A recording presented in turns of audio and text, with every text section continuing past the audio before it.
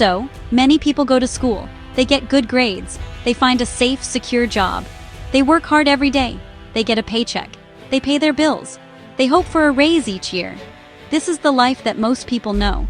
It's what our parents and teachers told us to do. They said this was the path to success. But is it the only path? Is it the best path? For many, this path feels like a trap. It feels like running on a hamster wheel. You run and run, but you never really get anywhere. You're always working for money. This cycle is what I call the rat race. You wake up, go to work, pay bills, and repeat. The more money you make, the more you spend. You buy a bigger house. You get a nicer car. Your expenses go up. So you have to work even harder. You become a slave to your job and your bills. You are not free. Your money controls you. You do not control your money. This is a big problem. Most people live this way their entire lives. They trade their time for money. But time is your most valuable asset. You cannot get it back. I learned this lesson a long time ago. I saw so many smart, hardworking people struggle with money. They were trapped. They were afraid of losing their jobs. They were afraid of not being able to pay their bills. This fear keeps them running on the wheel. They think that a high-paying job is the answer. They think that working harder is the solution. But the real solution is to stop working for money. The real solution is to have your money work for you. This is the secret of the rich. They do not work for money. They make money work for them. This idea is called passive income. Passive income is money you earn without actively working for it. Think about it. When you have a job, you trade your hours for dollars. If you stop working, the money stops coming in. With passive income, the money keeps coming in, even when you are sleeping. It comes from assets that you own. These assets are like little money-making machines. They work for you 24 hours a day, 7 days a week. Building these machines is the key to escaping the rat race. It is the key to financial freedom. I had two fathers growing up. One was my real dad, the other was my best friend's dad. Both were great men. Both worked very hard. But they had very different ideas about money. My real dad was very educated. He had a PhD and a good government job. I call him my poor dad. My other dad, my best friend's father, never finished the 8th grade. He built a business empire. I call him my rich dad. Both dads gave me advice. Their advice was completely different. This difference shaped my life and my understanding of money. My poor dad always said, go to school, get good grades, and find a safe, secure job. He believed in the traditional path. He valued job security above all else. He thought a good salary was the ultimate goal. He worked for money. He was always worried about bills and saving for retirement. He taught me to be a good employee. He wanted me to climb the corporate ladder. His world was about earning a paycheck. He was a smart man, but he was financially illiterate. He did not understand how money really works. My rich dad had a different lesson. He said, the rich don't work for money. They have money work for them. He taught me to be a business owner and an investor. He did not care about a safe job. He cared about owning assets. He told me that a job was a short-term solution to a long-term problem. The problem was how to generate wealth. He taught me to see opportunities that others missed. He showed me how to buy or create assets that would put money in my pocket every month. His focus was on financial freedom, not job security. The lessons from my rich dad changed my life. I learned that your house is not an asset. It is a liability because it takes money out of your pocket. I learned that the rich focus on their asset column, while the poor and middle class focus on their income statement. My poor dad had a good income, but his expenses were high. He had no real assets. My rich dad had many assets. These assets generated income for him. This is the fundamental difference. One dad worked for the system. The other dad owned the system. So, how do you start this journey? How do you escape the rat race? It begins with your mind. The most important lesson is to change how you think about money. Stop thinking like an employee. Start thinking like an investor. An employee thinks, I need to work more hours to make more money. An investor thinks, I need to buy an asset that makes money for me. This mental shift is the first and most critical step. You must educate yourself. Read books about finance. Attend seminars. Talk to people who are successful investors. Your mind is your greatest asset. Invest in it first. The next step is to understand the difference between an asset and a liability. This is a simple but powerful concept. My rich dad taught me this definition. An asset is something that puts money in your pocket. A liability is something that takes money out of your pocket. It is that simple. A car loan takes money out of your pocket every month, so it is a liability. A rental property that gives you positive cash flow puts money in your pocket, so it is an asset. The rich buy assets. The poor and middle class buy liabilities that they think are assets.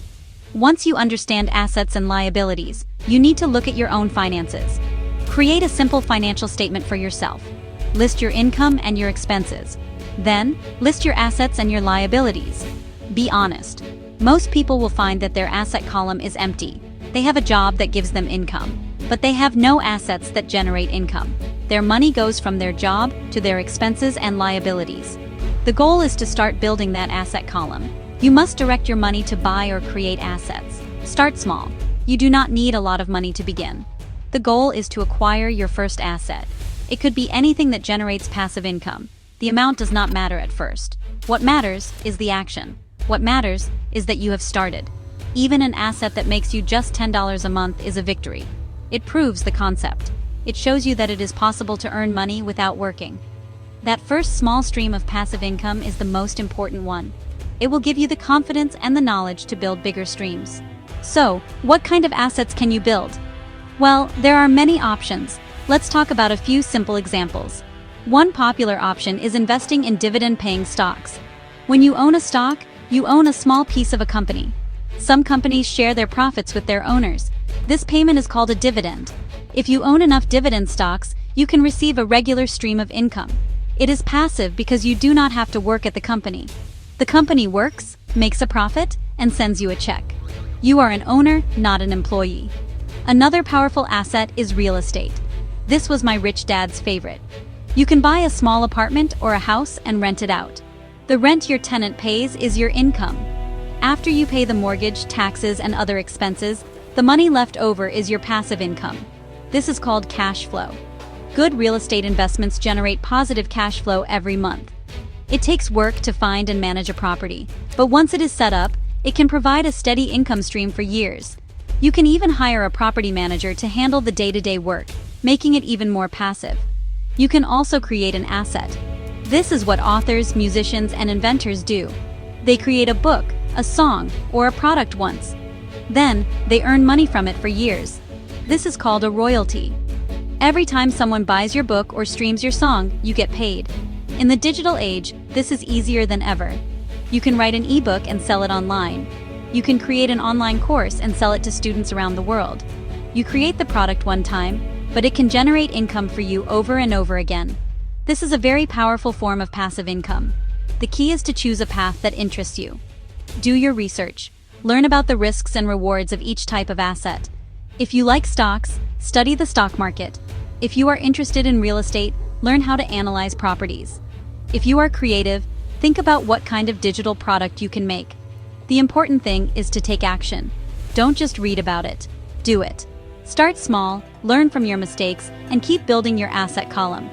Each asset you acquire is another soldier in your army, working to make you financially free. To become financially free, you must speak the language of money. The rich and the poor use different words.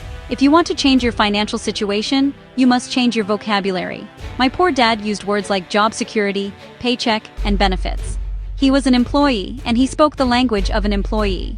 My rich dad used words like cash flow, asset, liability, and return on investment. He was an investor, and he spoke the language of an investor.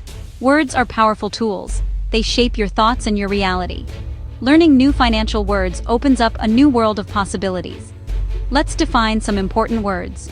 We already discussed asset and liability. Another key term is cash flow. Cash flow is the movement of money into or out of your pocket.